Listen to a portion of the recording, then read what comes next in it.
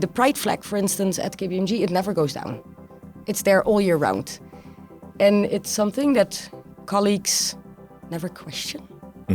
But people where it actually matters to, they see, and one of my colleagues was like, I'm so proud every day when I come to work and I see that. Du lytter til Business Review Diversitet. En podcast, der sætter fokus på, hvordan vi kan skabe mere diversitet i erhvervslivet. Pinkwashing, sometimes you will hear it as pride or rainbow washing, right? It's a big deal in the sense that companies, they tend to fear it. The problem, as I see it, is that they fear more being called out for pinkwashing, like being criticized for it, than actually pinkwashing. I hvert afsnit taler vi med udvalgte gæster om emner, der spænder bredt, lige fra alder, køn, rekruttering, neurodivergens og de unges krav til diversitet på arbejdspladsen, til mænd på barrikaderne og pinkwashing.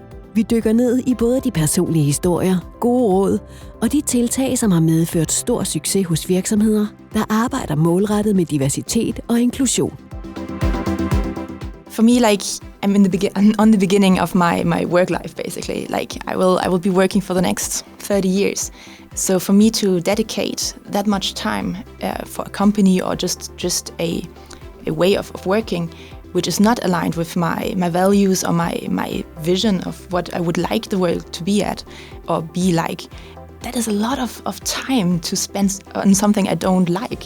Podcasten produceres af PartnerMedier i samarbejde med udvalgte organisationer og har kommerciel deltagelse blandt nogle af gæsterne. God fornøjelse.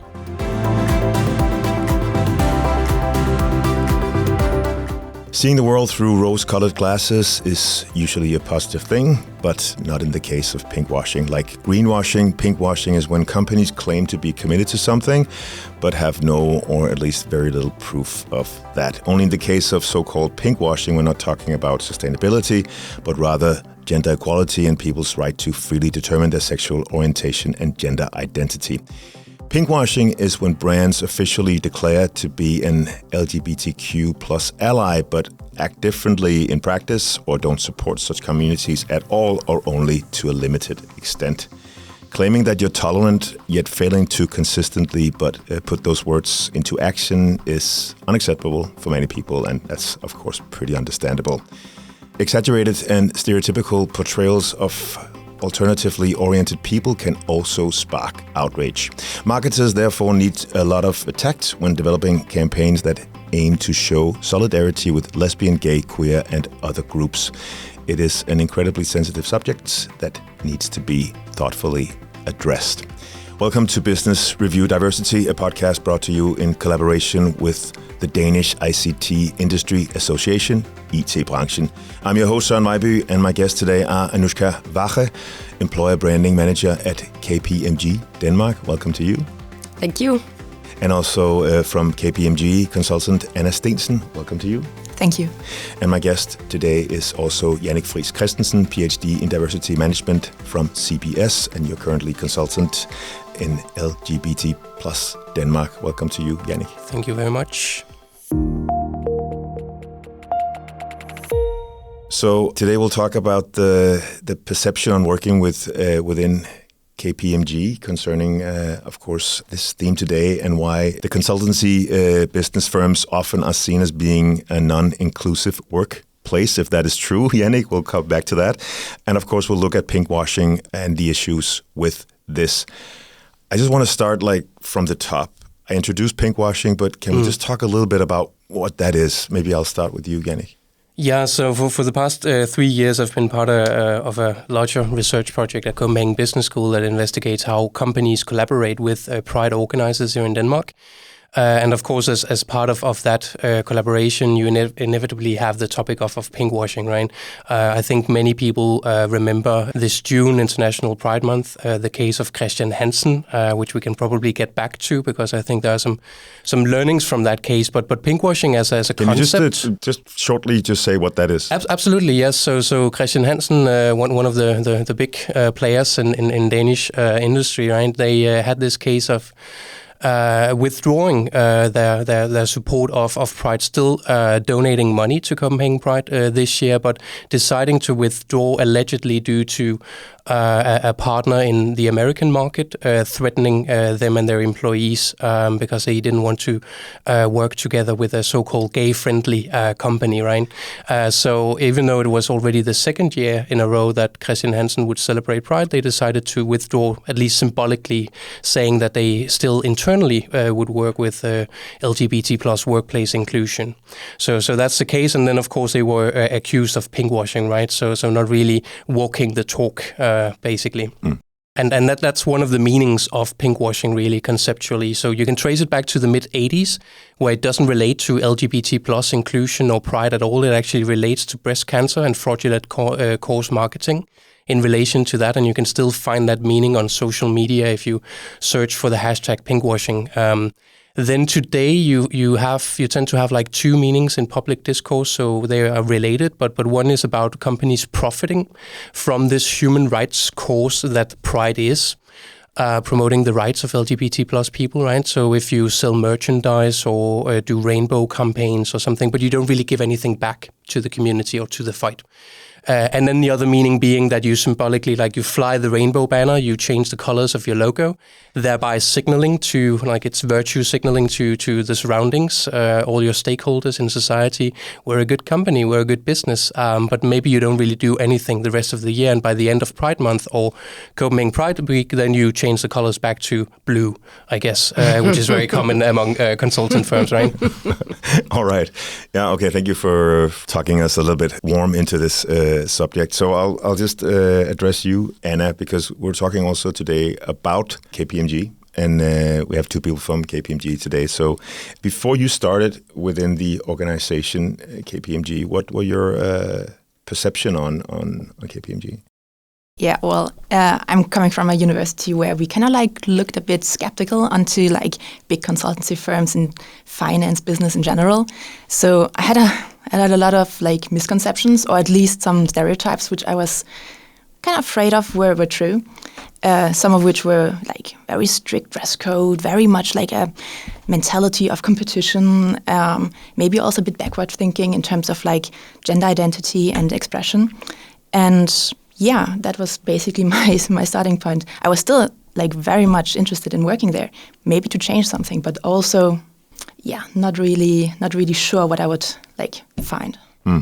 And then you actually started. Yes. So I did. Yeah. Yeah, you did. And so of course what we're talking about today is career spaces and things like that. We're going to talk into that. But generally, did your impression change a lot when you started?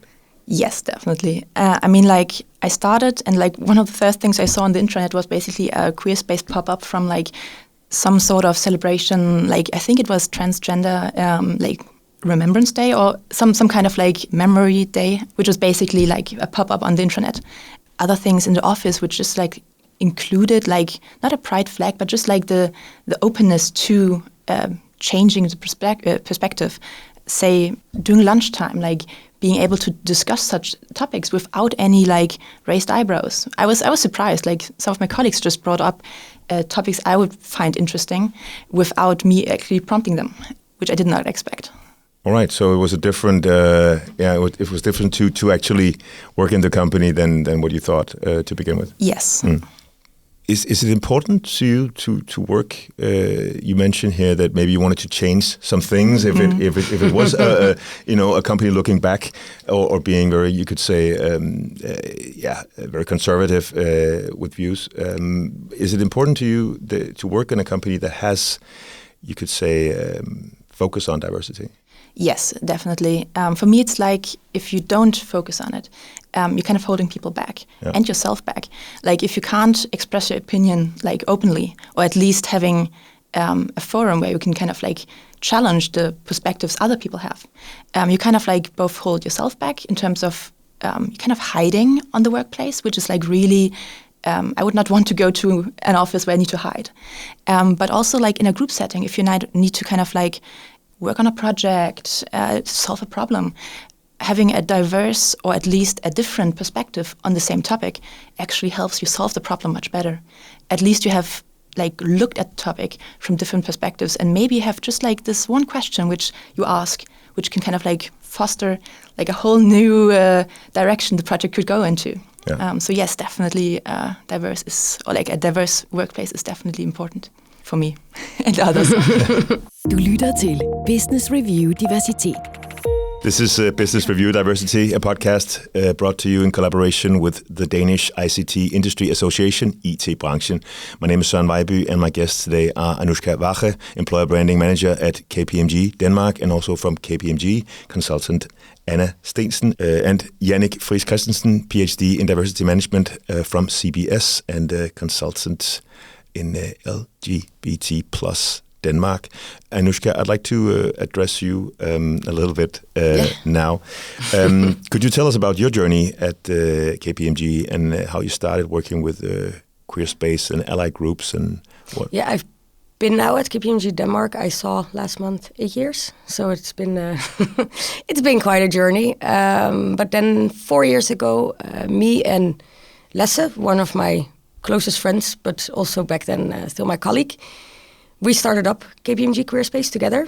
Lasse actually came to me and was like, okay, so they're working more with ally groups at KPMG. A classical focus is always the ally group, gender diversity.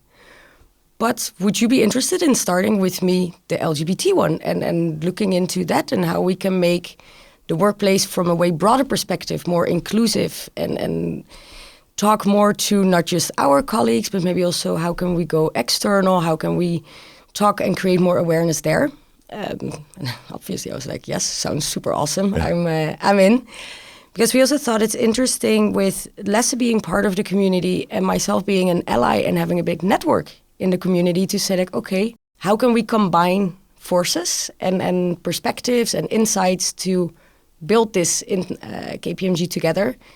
And Lasse being a consultant and in the workforce, and myself mostly focused on marketing and how can we make this also KPMG approved, right? What you say and what you do to leverage also on the awesome work that we do, like guest lectures at CBS, what we have done, or we went to NKT to help them set up like a community like this.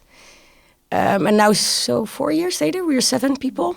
We have done a lot of different things along the way, which is a lot of videos to create awareness, also to help educate people. Like I said, some guest lectures, go out to other companies. Les was in a panel debate, I remember, at World Pride with you, Jannick. And then internally as well, things like gender-neutral bathrooms. Like these tiny things that people don't always consider. It's the pride flag, for instance, at KPMG, it never goes down. It's there all year round.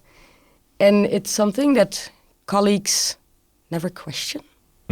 But people where it actually matters to, they see, and one of my colleagues was like, I'm so proud every day when I come to work and I see that. Yeah. And not just in August or in June. So it's not just something we celebrate once a year, but it's actually a part of the DNA, or you could say the everyday life at the company. Just maybe, I think a lot of listeners are probably aware of all of this, but could you just explain a little bit about what queer spaces and ally groups are? Yes, so we have, in KPMG, we have the different ally groups. So it's basically a nicer word for employee resource groups. So we want our employees to be able to support others in that sense. Technically, what we sometimes say is use your own privilege to help others. And in that sense, we have some that are focused on, like us, the LGBT community. Then we have the gender group, one for parents and how to, one, be a parent, but how to prepare for it. And also, if you're in for 6 years, so to say, you still need support. Then we have also Mindspace, which is very much focused on mental health. And then we have Footprint, which is more like the sustainability group. So all these groups, they have their own focus. But then we, of course, need an umbrella over that as well to say, okay, so we work, for instance, together also with the parent group and say, okay, but what about the non-classical parents? What about rainbow families? How do we support them? How are their rights, whether it's in Denmark or in our company? How is their parental leave organized? Or together with Mindspace, knowing that there are more often people that need support when they are part of the LGBT community. How do we help them? How do we make a space where people can talk about this? So in that sense, the ally groups are to give a safe space to our employees, no matter who you are, basically. And then Queer Space is that specific ally group focused on the LGBT community and what we can do to make both KPMG and the world around us, so to say, a little better. And we should maybe also, we were talking about queer space, we're talking about LGBT+. These different acronyms can be pretty difficult. Also KPMG took me a long time to learn, right? But when talking about LGBT+ colleagues, basically it's people that one way or the other break with norms for gender and sexuality, right? And if I'd like to also touch upon what both of you are saying, which is what I think is a trend right now in Denmark, these employee resource groups and networks, because they are quite common in, say, an American context, but less so in a Danish. But recently in big, large companies in Denmark, you've seen this kind of employee activism where they start organizing in networks. So it could be people with minority ethnic backgrounds. It could also be women in management and on boards and LGBT+ people, etc., right? And they serve different functions. So one is, of course, to have this safe space where you can meet like-minded people and have your experiences of discriminations, for instance, or not being understood and recognized, etc., being invisible to your leader, perhaps. You can have that validated and people will immediately understand because they might have similar experiences due to their background, right? But then there is this other function, which I think is really interesting, which is to function as a sounding board for HR, for senior management. There might be blind spots in their employee policies in terms of leave, etc., etc. So you have different employee needs that are not really covered, but you don't see it because it's not an issue for you personally, right? You're biased, basically. Exactly, and then eventually what happens is that these groups, employee networks, they tend to commit senior management. So from the outside perspective, it might seem to you that it's always like senior management, CEO activism, making a decision that it's good for business, it's good for branding to participate in Pride, which of course is also the case. But part of the truth is also that a lot of these activities, engagement in Pride and other social sustainability movements, it actually comes from bottom up. Yeah. So own employees that don't just care about what they work with, but also what they work for, in particular among the new generation of people taking up work. This is about generating meaning in work life, but also about being able to be your who you really are, your true authentic self, the same way that other people can. So when talking about being open, for instance, and disclosing gender identity and sexuality, it's not a matter of doing something that other people don't do when they are not LGBT+. Everybody in a Danish work context in particular talk about their spouse at home, what they do over the weekend when they have to pick up kids. And that is actually coming out as being sometimes heterosexual, sometimes not. So it's a matter of an equal opportunity to participate in this kind of social talk over lunch, etc., that is really important for your well-being and thriving at work. Yeah, and you touched upon meaning and also, and of course also purpose. Like what are we aiming at? Yeah. So if we just look a little bit about, I also have to say it right, KPMG. Yeah, I'm glad I'm not the only one. Okay, so if we're just looking at your company, how long time have you worked with KPMG? I've been with KPMG for like 2 years now. 2 years. Yeah. And did you notice a difference just within the 2 years, a development in this area? Yeah, I would say so. Maybe I've just been more aware, but definitely a day-to-day acceptance of topics like that. I mean, like I have so far not met anyone in my office or of my colleagues who have been like opposed when I like brought up LGBTQ plus like topics, or just like said that, hey, maybe this is like a trend in like America, which I'm not really a fan of. Stuff like that is like nothing I have got criticism for. The same as with the office. I think that we have a office space, like the space itself, which has been improved, like just with like a casual mentioning of Pride or of topics like that, without like in the face.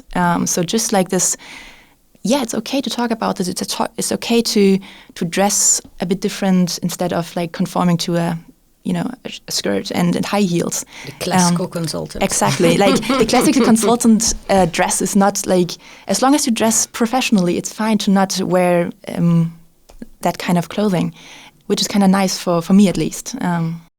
And that's, you've been there for 2 years, Anna. Anouska, you've been working with this theme, you could say, or this topic in KPMG for longer. Have you seen changes, or what has happened? Has there been turmoil inside or outside, or can you say anything about the journey so far? Luckily, no one has ever been in any way negative about it. I think people were more...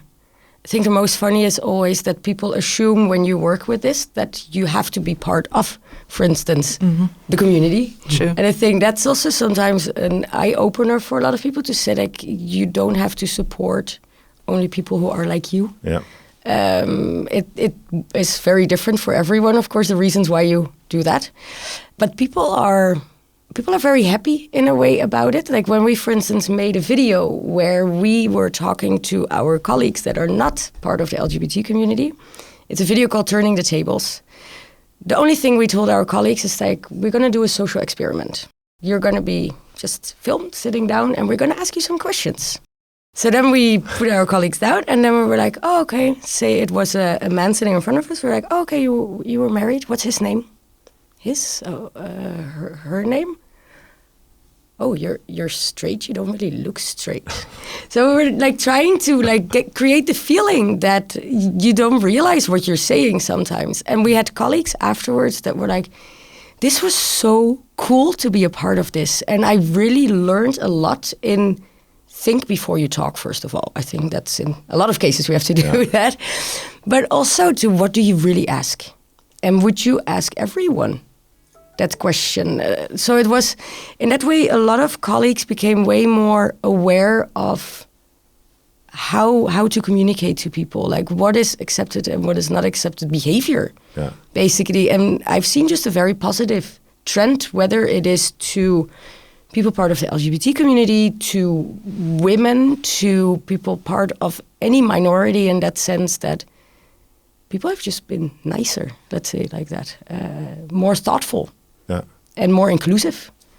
So I've seen a trend from the classical consulting bros, so to say, to people that are just more themselves.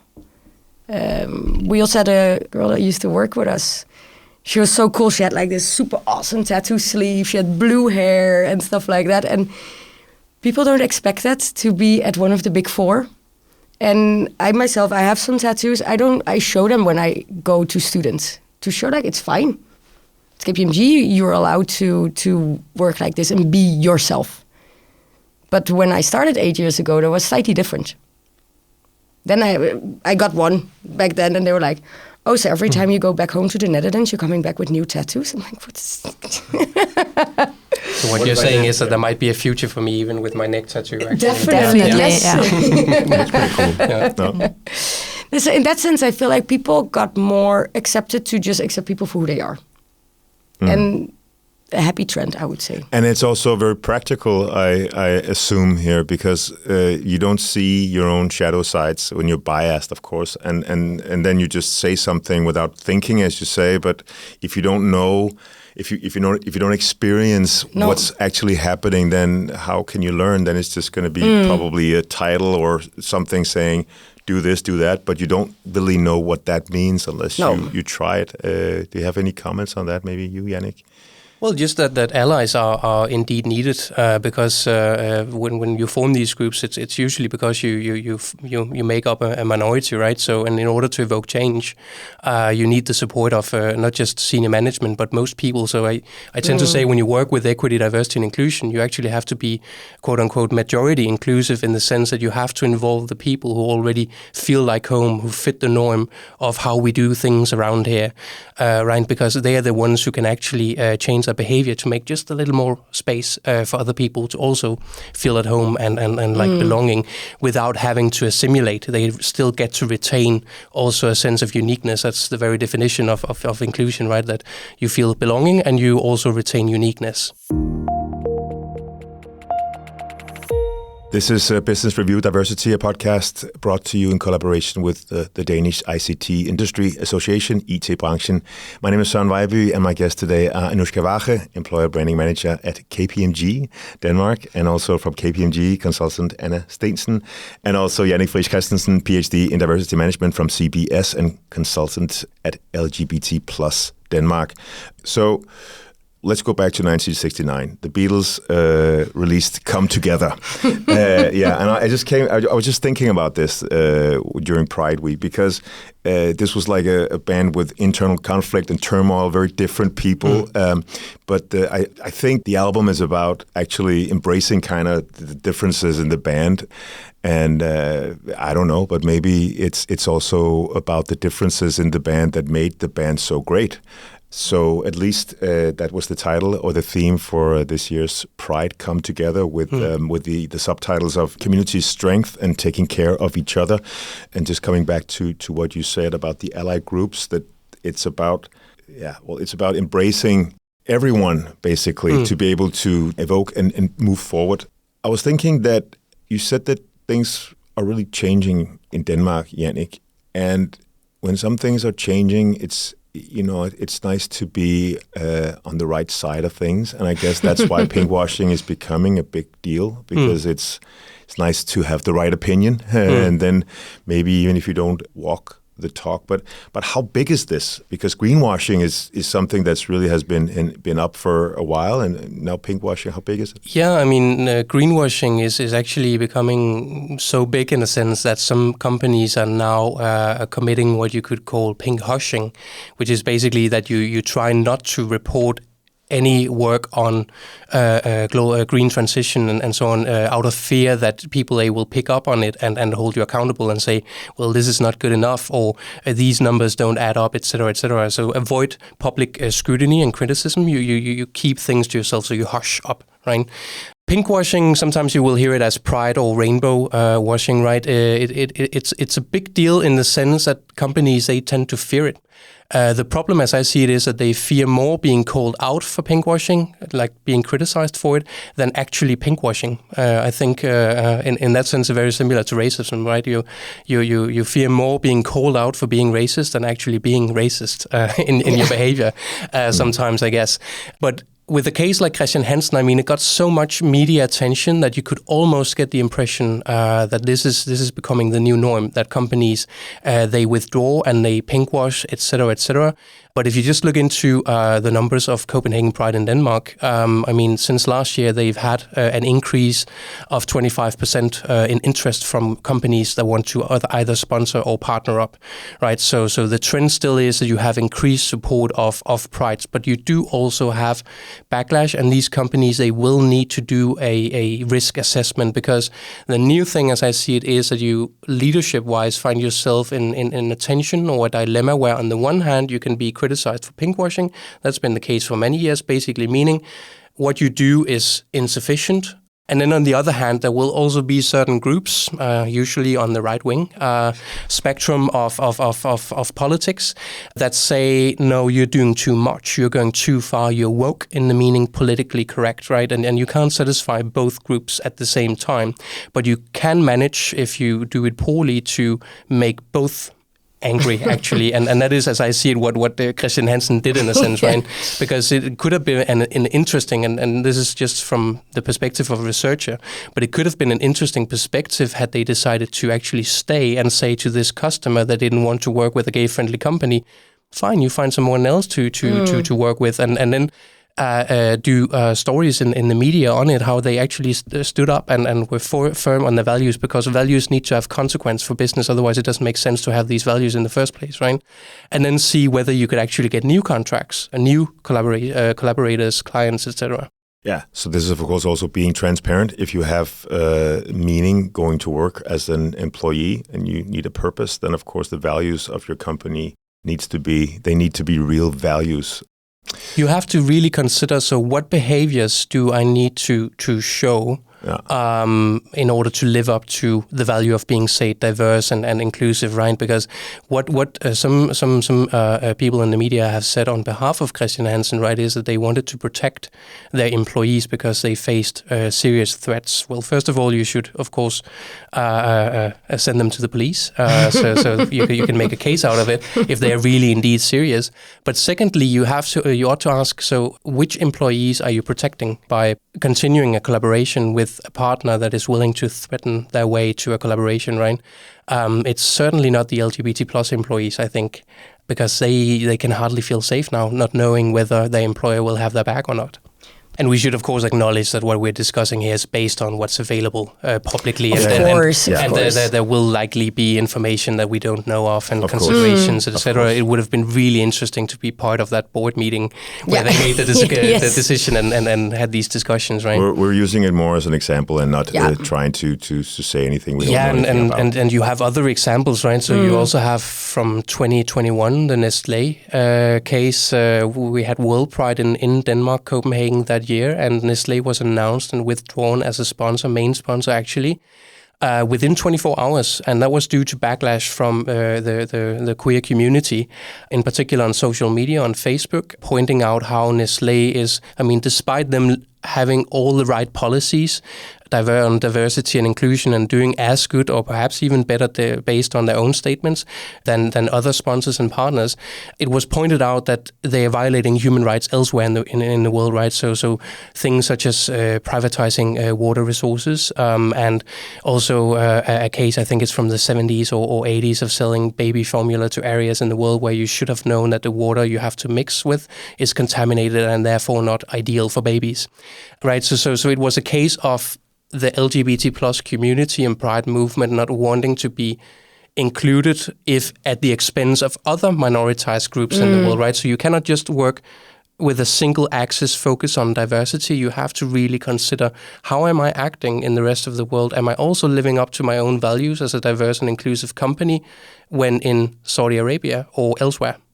And not just in Denmark.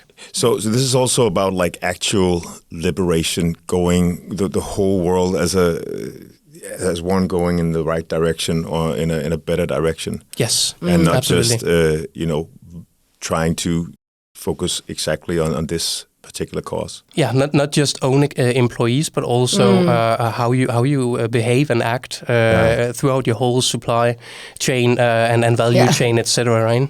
Okay, I think we have of course here two employees from KPMG, so maybe you want to ask them a couple of questions. I was just thinking about one thing I want to put out here that's a personal experience actually, because my son is playing a lot of football, and he's playing in Kobe, which is of course the mother club of FC Copenhagen. I could see your shirt. I was pretty sure that I was an FC Copenhagen fan. We're in Champions League. It's amazing, but that's beside the point right now. No, the point was that FC Copenhagen and Kobe has a collaboration with Pride and working with this. So we got these rainbow footballs, and we had this the leader there talking to the kids about what that meant, and they were like 9 and 10-year-old kids. So I was curious to what he was saying, and what he actually said. He said, "Do you know why we have these balls?" And they said, "No, there's something about." You can love whoever you want or something like that. And they were like, pretty cool. But then he said, yeah, it is. And it's also that, everybody's welcome here. So if you have a friend that's like a little bit sad or feels a little bit left outside, you go to the friend and you ask him, or you go to us adults. And so it's an inclusive area. And I thought I always wish I had filmed him, because it was a way of explaining this in a broader manner. So, yeah. So that's really cool. Yeah, it was actually very, very cool. Yeah, so and I think a little bit that's what you're saying, in a way, that it's a bigger cause. It's not just a small thing. It cannot just be isolated to a Danish context. I mean, in many years, it's been almost a free lunch to support Pride in Denmark, right? That was not the case 10, 20 years ago, right? But right now, because of the broad social acceptance, there are, of course, groups who think that companies should not get involved. But broadly speaking, in Danish society, people, they support LGBT+. And then, of course, there are disagreements in terms of what should be done legislation-wise and what's the role of companies, etc., etc. But there is a broad support, I would say. So if you just hold that thought, and maybe you have a couple of questions for Anna and Anouska, but I just want to ask you a little bit about this. So you said about, it's important for you to work with a company that has the right values, you could say, and it's of course we're focusing on pinkwashing and all this in this particular episode, but diversity is a lot of things, and how important is meaning and purpose to you, working not only in this sense, but like in a broader sense of the word? Ooh, okay, yeah. I mean, for me, like I'm on the beginning of my work life, basically. Like I will be working for the next 30 years. So for me to dedicate that much time for a company or just a way of working, which is not aligned with my values or my vision of what I would like the world to be at or be like, that is a lot of time to spend on something I don't like or don't support. So for me to have this diverse workplace, or a workplace where I can not, or I don't need to hide, or don't need to conform too much. I mean, like there's still dress code. I still need to be a bit professional. But like, I mean, the general inclusiveness, the general diversity of being more myself than I expected to be in the beginning when I started like 2 years ago. That is so valuable. And it's something I also told like friends and family. If I say, hey, I'm working at this amazing company, I'm like, I can do this and this without facing raised eyebrows or like criticism in that sense. So yeah, generally, I would rather work at a place where I can do that, and then, then another one. Yeah, and if that makes sense for you. It makes perfect sense, and you were also mentioning like being able to say what you mean politically, for instance. Yes. Yeah. Du lytter til Business Review Diversitet. This is Business Review Diversity, a podcast brought to you in collaboration with the Danish ICT Industry Association, IT-branchen. I'm your host, Søren Vejby, and my guests today are Anouska Wage, Employer Branding Manager at KPMG Denmark, and also from KPMG, consultant Anna Steensen. And also Jannick Christensen, PhD in Diversity Management from CBS and consultant EDI LGBT+. Jannick, do you have anything you want to maybe challenge?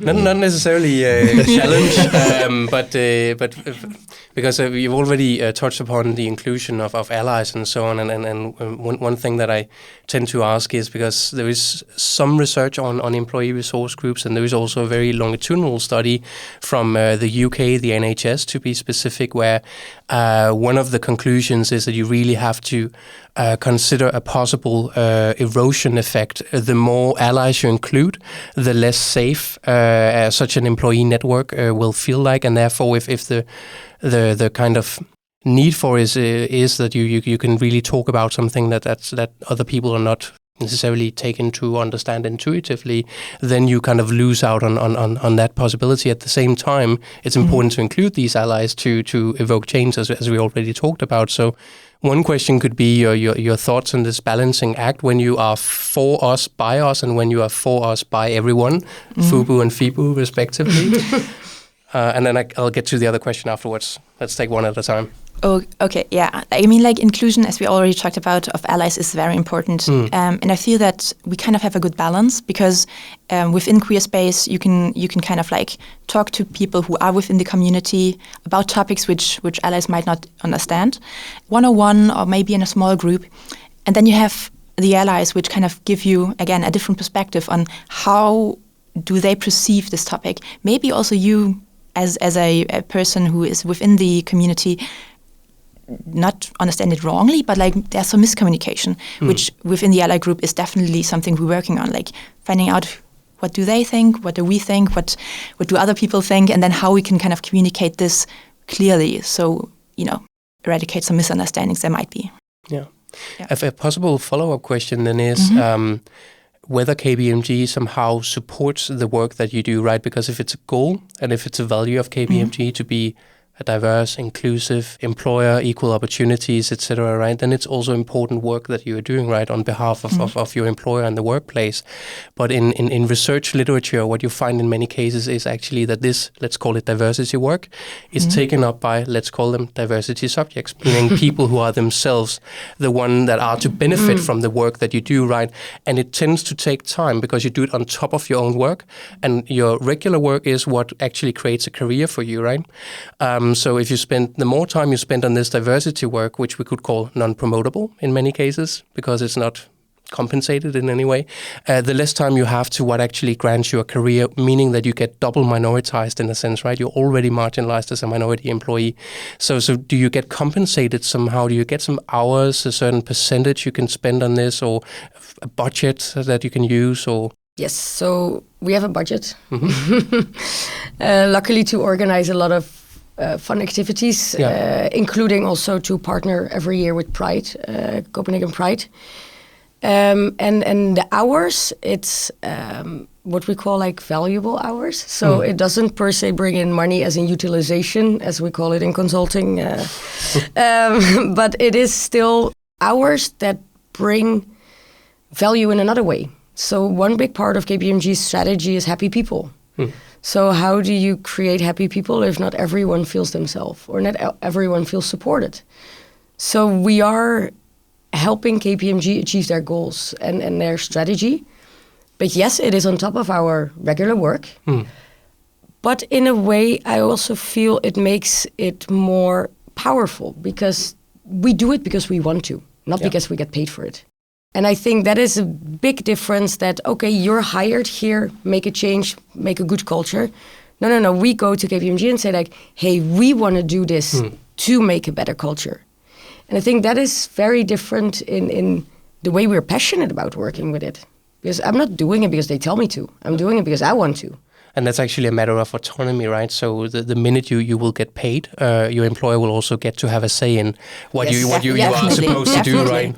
And you can't necessarily say no because they pay you to do this. It's part of your work, right? And it brings me, happy people brings me to my final question. Because how do you measure, if you measure somehow smiles, no. this exactly smiles on their faces every day, every morning throughout the day. There's no room for diversity on that account, right? No. You can't have a sad day or anything.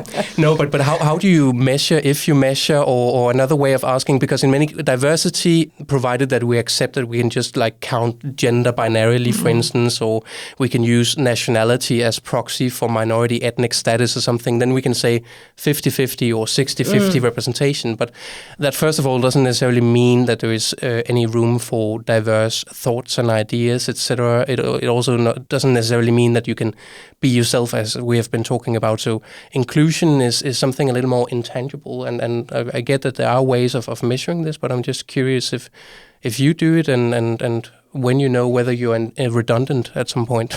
Like, it is hard, of course, to measure. But one way to measure it, for instance, is we have allyship lunches every once in a while. So who shows up? Are there people that keep coming back that want to learn more? We do activities during Pride Week for our employees, like how do they then interact with us? But then also very formalized, we have every year something called a GPS, so a survey amongst our employees.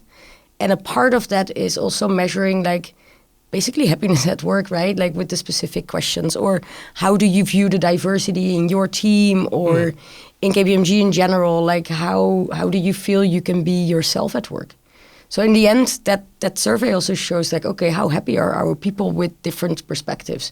How much do they trust our leadership? How much do they trust their teammates? So that's also interesting over the years then to see like, okay, what happens? And then find a pattern also. Why do things happen maybe the way they do? So in that sense, that's the formalized measurement. But also informal, I think it's a lot about, you can... sounds so fluffy, but you can feel also how people are at work, right? How many people quit? What is the retention rate of people? Like the turnover in consulting in general is massive.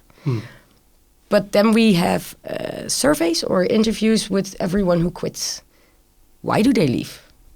Is it because they don't feel like happy? Or is it because they got a better offer? Is it because their blue heart is not as blue anymore as we wished? So then we try to find out indeed that reason. Why do people also leave? Yeah. So it's hard to measure concretely, to put a number on it. It's like, okay, we have 78% happiness in KPMG at this moment, right? But we try as much as we can. Yeah. But sometimes what you can measure is what comes to matter, when in fact you should of course measure what matters, and that makes it a little more difficult, right? Yeah, exactly. Yeah, all right. Maybe one final question to you. We've been very much focused on a little bit on pride, pinkwashing, but of course a lot on KPMG also, because we have two people from KPMG. But in general, if you could you just say a few words about how it is in general, maybe in Denmark, or being part of a diverse workforce when it's about LGBT plus, yeah. So since 2015, we've had an annual survey, sometimes by Opinion, other times by Als Research, but generally they find that LGBT plus people, they face discrimination to a greater extent than non-LGBT plus people in the Danish labor market in general. And they also find, and actually we got a report this year from Boston Consulting Group, and the number is around 80%. That covers a question that asks whether you have faced discriminatory situations or witnessed discriminatory situations, so second-hand discrimination in a sense, where we can't necessarily know whether the person that's targeted will feel it as discriminatory or not, and whether you have experienced this within the past 2 years, right? So in general, you see numbers between 10 and 15%, but that's also a very legal term of discrimination, whereas I think it's important we think discrimination more broadly as being treated differently, perceived differently, based on you not fitting a certain norm, right? And then so it's actually difficult to measure in a way. It is, and because imagine that you are in a job interview situation, right? And you really feel that I'm nailing this, I'm getting this job, and then at some point, because the employer wants to know the so-called whole person, and because at CBS we have 100 graduates with a human resource management diploma every year. So what really makes the difference between these different candidates is what else they do and their interest and convictions, etc., etc. So they ask about, so what do you do in your spare time? Any volunteer work? What else have you done? Family, whatever. Then you somehow say something that makes you come out as other than the norm, say homosexual. Suddenly you don't get the job. And the chemistry changes. How do you prove that that's a case of the interviewer suddenly viewing you differently because of your sexuality, and them assuming that there won't be a fit, it will be too much trouble because we don't have any other people, or I'm assuming we don't have any other people who are LGBT plus, so et cetera, right? So you can't necessarily prove it, but in many cases you will have this sense or this feeling that, okay, something changed the moment I disclosed my identity, and because it kind of broke with a certain norm, I was perceived differently compared to had I just come out as heterosexual, which is the norm, because most people are heterosexual, right? And it would just go as the most natural thing in the world. Nobody would stop up and say, oh, so you're married to a man and not a woman, or yeah, exactly, right? So it doesn't necessarily have to be a negative reaction or a positive reaction. It's just the fact that it takes up space during that interview conversation, and therefore will put you in a differential situation, because you then have less time to talk about results and how you want to contribute to the company, etc., etc. And that brings me to a second point, which is openness in the labor market in Denmark in general. So between 30 and 40% of LGBT plus people, they remain closeted. So they're not open about their sexual and gender identity at work, right? And we know from research that this affects you in a different way. So one concept that's relevant to bring up is minority stress. So that shouldn't be mistaken for the diagnosis stress, but simply the additional emotional pressure that you carry on your shoulders, having to navigate to whom you are open to, when and where, and whether people will think of you differently, treat you differently. Will you still be part of the boys' clubs when they suddenly know that you are gay and not straight? All these things that you have to really ponder about. If you can actually channel that into just work because you feel like you can be open. There are studies that find that you can be up to 30% more productive, which I think is also intuitively, it makes sense, right? So there's also a business case for this, even though I tend to say that don't focus too much on the business case because we are not business cases. We are people, just like anyone else would just like to do their job, right? Fantastic. So I managed to talk a little bit about, mention FC Copenhagen going to Champions League. And there's a subtitle there saying, we've only just begun. And I think maybe that's similar here, that we just begun opening up to,